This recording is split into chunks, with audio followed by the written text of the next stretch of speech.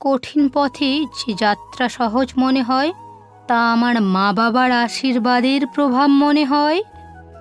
আমার বাবা মা আমাকে এটাই শিখিয়েছেন যে কারো হাত থেকে ছড়ি কেড়ে নেওয়া যায়, কিন্তু ভাগ্য থেকে নয়। ছোটবেলায় বাচ্চারা মারামারি করে বলতো, মা আমার, মা আমার। বড় হলে নিজেদের মধ্যে লড়াই করে, বলে, মা তাদের, মা তোদের, মা ওদের। বৃদ্ধ বাবা মায়ের চোখ বাড়ির জাঁকজমক দেখে নয়, পারিবারিক ঐক্য দেখে খুশি হয়। মা চলে গেলে সান্ত্বনা দেওয়ার কেউ থাকে না, বাবা চলে গেলে উৎসাহ দেওয়ার কেউ থাকে না।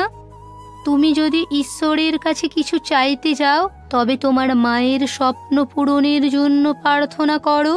তুমি স্বয়ং সক্রিয়ভাবে আকাশের উচ্চতা ছুঁয়ে যাবে।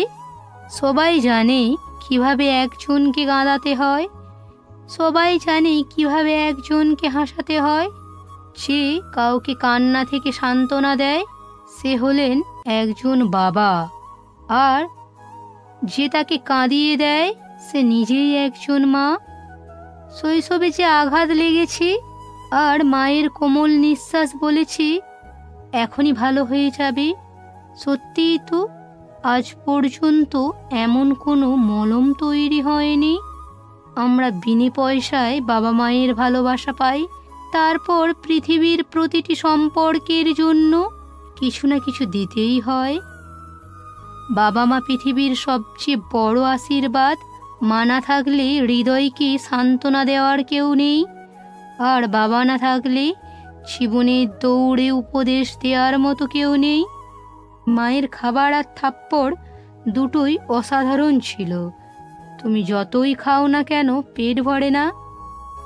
বাবা মায়ের জীবন কাটে ছেলের জীবন গড়তে গড়তে, আর ছেলে স্ট্যাটাস দিয়ে লেখে, আমার স্ত্রী আমার জীবন। প্রতিটা সম্পর্কের ভেজাল দেখেছি, অশোধিত রং দিয়ে সাজাতে দেখেছি। বছরের পর বছর মাকে দেখেছি, মুখে ক্লান্তিও দেখিনি, স্নেহের ভেজালও দেখিনি। আমি আমার হাতের সব আঙুল ভালোবাসি। আমি জানি না আমার মা কোন আঙুল ধরে হাঁটতে শিখিয়েছিল। জীবনের অন্ধকার পথে সূর্য আলো হয়ে যাওয়ার বাবা মায়ের জীবনে অন্ধকার ছড়াবে না। মনে রেখো, যে তোমাকে শৈশবে মানুষ করেছি, সে যদি বৃদ্ধ বয়সে তোমার যত্ন না নেয়, তাহলে তোমার ভাগ্য নষ্ট হয়ে যাবে। আমি স্বর্গের প্রতিটি মুহূর্ত ভালোবাসতাম যখন আমার মা আমাকে কোলে নিয়ে আদর করেছিল। যে মায়ের হাত ধরে হাঁটতে শিখেছি, তার সাথে অহংকার করে হাঁটবে না। আমি শুধু ঈশ্বরের কাছে প্রার্থনা করেছি, যে মুহূর্তগুলোতে আমার বাবা মা হাসছে, তা কখনোই যেন শেষ না হয়। এভাবে সে আমার পাপ ধুয়ে দেয় যখন মা খুব রেগে যায়। হে ভগবান, আমার জীবনের সবচেয়ে মূল্যবান জিনিস হলো আমার বাবা মা। তাদেরকে কখনো আমার থেকে আলাদা করো না। আমার আদরের গল্প একজন সেলিব্রিটিকে ঘিরে আবর্তিত হয়। চোখ খুললে মুখটা হয় মায়ের। আমি মরে গেলেও দুঃখ নেই। পরিস্থিতির সামনে যখন কোনো ভাষা থাকে না, সেই নীরবে প্রতিটি ব্যথা চিনে নেয়, সে শুধুই মা। বলো আমি মায়ের, বলো না মা আমার সাথে থাকে, বলো আমি মায়ের সাথে থাকি।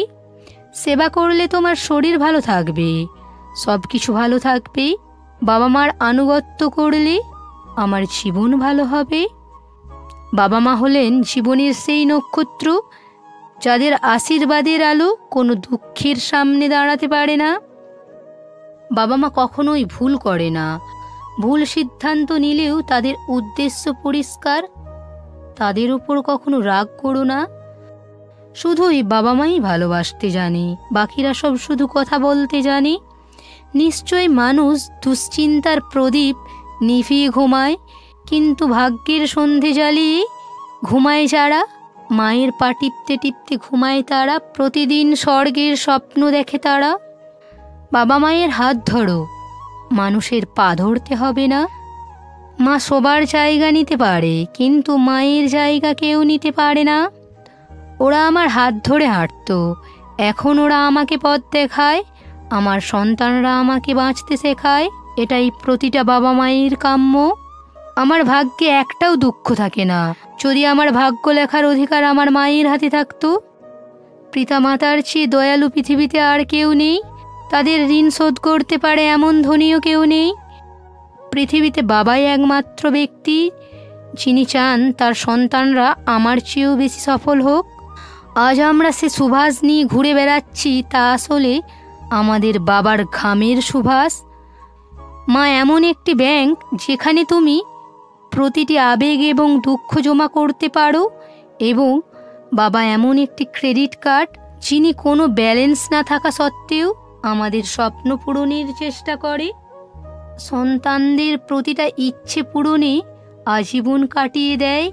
সেই বাবা মার অনেক স্বপ্নই বৃদ্ধ বয়সে অধরা হয়ে যায়। সবার চাহিদা পূরণ করতে গিয়ে আমি নিজেকে ভুলে যাই। আমার সাথে দেখা করার কেউ নেই। তখন আমি আমার মাকে খুব মিস করি। বাবা হলেন নিম গাছের মতো, চার পাতা তেতো হলেও সব সময় শীতল ছায়া দেয়। বাবা থাকার কারণে ঘরে দুঃখ নেই। মা অতুলনীয় হলেও বাবাও কম নয়। বাবার উপস্থিতি সূর্যের মতো। সূর্য অবশ্যই উত্তপ্ত হয়, কিন্তু না থাকলে অন্ধকার থাকে। প্রিয়জনও তিনি, নিয়তিও তিনি। কাছের মানুষটিও আছে পৃথিবীর ভিড়ে। জীবন চলে তার আশীর্বাদে, কারণ ভগবানও তিনি, ভাগ্যও তিনি। আজকাল মানুষ প্রেমের মানে বোঝে শুধু একটা ছেলে আর একটা মেয়ের প্রেম। মানুষ ভুলে যাচ্ছে যে মানুষ তার প্রথম নিঃস্বার্থ এবং সত্যিকারের ভালোবাসা তার পিতামাতার কাছ থেকে পেয়েছিল। আমাদের জীবন দিতে আমাদের বাবা মা কত কষ্টের মুখোমুখি হয়েছে তা আমরা কল্পনাও করতে পারবো না। তাই পিতামাতাকে সবসময় ভালোবাসতে হবে এবং তাদের সেবা করতে হবে। মা বাবার সেবা করা মানেই ভগবানকে খুশি করা। আজ আমরা যখন বড় হয়েছি, বাবা মায়ের সেবা করা আমাদের অধিকার। তাদের সাথে উচ্চস্বরে কথা বলা নয়, কোনো কাজ শুরু করার আগে তাদের কাছ থেকে পরামর্শ নেওয়া, তাদের সম্মান করা, কিন্তু কখনোই তাদের কষ্ট দেওয়া নয়। বন্ধুরা, ভিডিওটা কেমন হয়েছে অবশ্যই কমেন্ট করে জানিও।